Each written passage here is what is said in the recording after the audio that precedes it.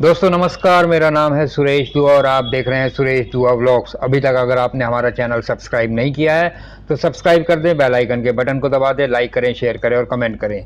दोस्तों, ये कहा गया है कि ईश्वर की सच्चे दिल से जो प्रार्थना करता है वो ज़रूर स्वीकार होती है। बस आपकी भक्ति में श्रद्धा और सत्यता होनी चाहिए। ऐसी ही एक मोटिवेशनल स्टोरी लेकर के मैं आज फिर से आपके सामने हाजिर हूँ। ये कहानी है एक डॉक्टर की। एक डॉक्टर थे, उन्हें कहीं दूसरे शहर में पहुंचना था, एक कॉन्फ्रेंस को अटेंड करने के लिए। बहुत जल्दी में थे, बहुत हड़बड़ाहट में थे। जैसे तैसे एयरपोर्ट पर पहुंचे और हवाई जहाज़ में बैठ गए। हवाई जहाज़ उड़ चला, लेकिन उनकी चिड़चिड़ाहट कुछ कम नहीं हुई थी। शायद किसी काम की चिड़चिड़ाहट थी या कोई जल्दबाजी की चिड़चिड़ाहट थी। हवाई जहाज़ उड़ा, अपने डेस्टिनेशन पर पहुंचने वाला था। तभी हवाई जहाज़ के अंदर अनाउंसमेंट होती है कि जहां हमें उतरना है वहां का मौसम बहुत ज़्यादा ख़राब है, इसलिए हमारा प्लेन उस जगह पर लैंड नहीं करेगा, किसी दूसरी जगह पर लैंड करेगा। अब डॉक्टर साहब थोड़ा और गुस्से में आ गए। वो जो क्रू था, हवाई जहाज़ का, प्लेन का क्रू था, उससे बहस करने लगे कि मुझे जाना था, आपको पता होना चाहिए, अगर मौसम ख़राब है तो फ़्लाइट या तो रद्द करें ताकि हम दूसरा रास्ता अपनाएं। आपको पहले से नॉलेज थी, लेकिन आप जानबूझ करके हमें फ़्लाइट में लेकर के आ गए हैं। आप लोगों ने पैसा कमाना है, आप हमें परेशान करते हैं। जैसे तैसे उन डॉक्टर साहब को समझा दिया गया, फ़्लाइट किसी दूसरे शहर में लैंड कर दी गई। डॉक्टर साहब चिड़चिड़ाते हुए उस एयरपोर्ट से बाहर आ रहे थे, तभी उनका कोई जानकार वहाँ मिल गया। उनके पहचान का, शायद उसने कभी इलाज कराया होगा या किसी तरह से जानता होगा। उसने डॉक्टर साहब को नमस्ते की और डॉक्टर साहब से पूछा, आपकी परेशानी का क्या कारण है। तो डॉक्टर साहब ने बताया कि मुझे एक दूसरे शहर में कॉन्फ्रेंस अटेंड करने जा रहा है, लेकिन ये प्लेन मौसम की वजह से यहाँ लैंड कर गया। तो उस शख्स ने बताया, ऐसा कीजिए, आप टैक्सी ले लीजिए, यहाँ से वो शहर महज 4 घंटे की दूरी पर है। आप अभी टैक्सी लेकर के निकलेंगे तो रात तक वहाँ पहुँच जाएंगे और सुबह जो आपकी कॉन्फ्रेंस है वो आप इजीली अटेंड कर पाएंगे। डॉक्टर साहब एयरपोर्ट से बाहर आए, उनका धन्यवाद किया और तभी उन्होंने वहाँ एक चमचमाती हुई टैक्सी देखी। उन्होंने टैक्सी वाले से बात की तो टैक्सी वाले ने जाने से मना कर दिया। बोला, तुम लोग टैक्सी स्टैंड पर लगा देते हो और उसके बाद सवारियों को लेकर के नहीं जाते, मैं तुम्हारी कंप्लेंट कर दूंगा। तुम लोग मैं पहले ही परेशान हूँ, तुम मुझे और परेशान कर रहे हो। इतना कहकर वो ज़बरदस्ती उस टैक्सी में घुस गए। अब उस टैक्सी ड्राइवर की मजबूरी हो गई कि उस सवारी को लेकर के जाना था, वरना उसकी कंप्लेंट हो जाती। और वो उस टैक्सी ड्राइवर जो था वो डॉक्टर साहब को बिठा करके चल दिया। मौसम बहुत ख़राब हो चुका था, तेज़ बारिश आ रही थी।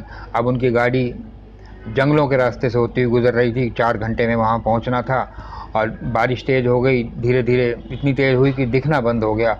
और ऐसे में ड्राइवर जो था वो रास्ता भटक गया, लेकिन उसने डॉक्टर साहब को नहीं बताया। लेकिन आधा पौना घंटा, 1 घंटा और गाड़ी चलने के बाद जब अंधकार छाने लगा और यानी कि अंधेरा होने लगा, तो उस टैक्सी के ड्राइवर ने कहा कि डॉक्टर साहब मुझे माफ़ कर दीजिए, और मैं ऐसा महसूस होता है मैं रास्ता भटक गया हूँ। और सच कहूँ तो मैं तो नया नया टैक्सी थी मेरी, नया नया मैं ड्राइवर हूँ। मैंने तो अपने शहर में टैक्सी चलाने के लिए उस स्टैंड पर लगाई थी, लेकिन आप ज़बरदस्ती मेरी गाड़ी में बैठ गए और मुझे मुझे दूसरे शहर में जाने के लिए मजबूर कर दिया, और मैं भी डर के मारे आपसे कुछ कह नहीं पाया।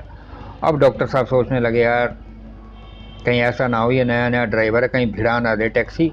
रास्ते में वैसे कीचड़ हो रहा है, कहीं गिर विर गए, एक्सीडेंट हो गया तो चोट वोट लग जाएगी। तो डॉक्टर साहब ने उससे कहा कि ऐसा करो, जहाँ तुम्हें सुरक्षित जगह दिखती है वहाँ ले जाकर के अपनी गाड़ी पार्क कर दो, अब हम सुबह ही निकलेंगे यहाँ से।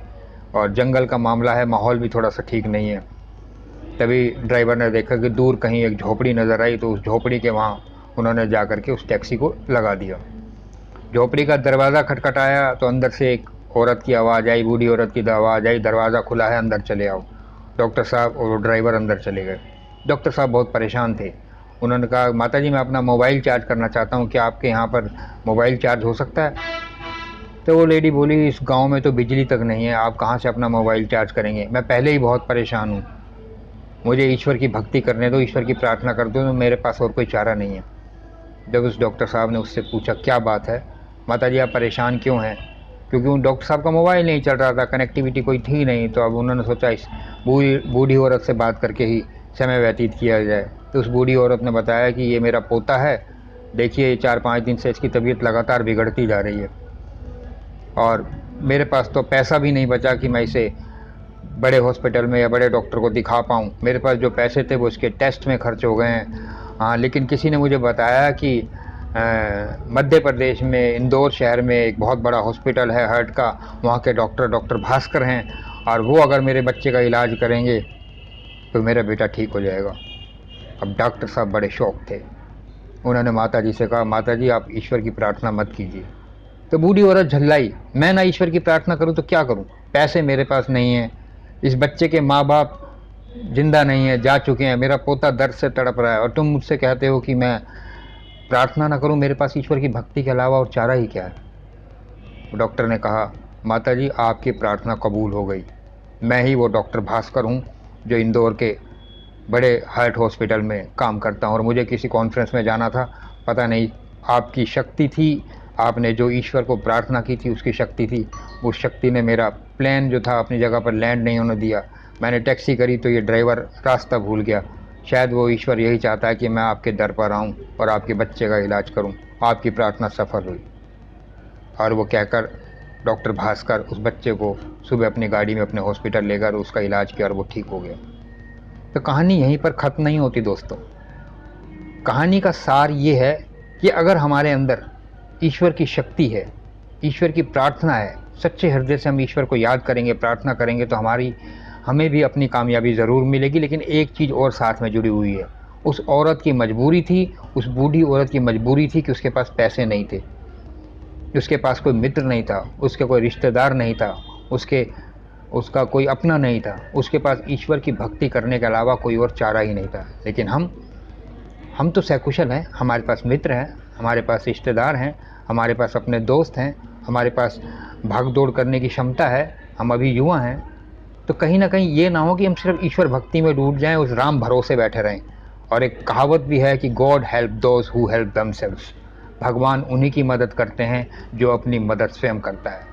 तो अगर आपको भी कामयाबी नहीं मिल रही है तो कहीं ना कहीं आपके संघर्ष में कमी है, कहीं ना कहीं आपकी जो रास्ता है संघर्ष का उसमें कमी है। तो आपसे यही कहूँगा, संघर्ष के रास्ते पर चलते चाहिए, मेहनत करते रहिए और ईश्वर में सच्ची श्रद्धा रखिए, सच्चा विश्वास रखिए। तो देखिएगा एक दिन आपको भी कामयाबी ज़रूर मिलेगी। इसी के साथ मैं आपसे इजाज़त चाहता हूँ। एक नई मोटिवेशनल स्टोरी लेकर के आपके सामने फिर हाजिर होऊंगा। फिलहाल मुझे इजाज़त दीजिए। नमस्कार।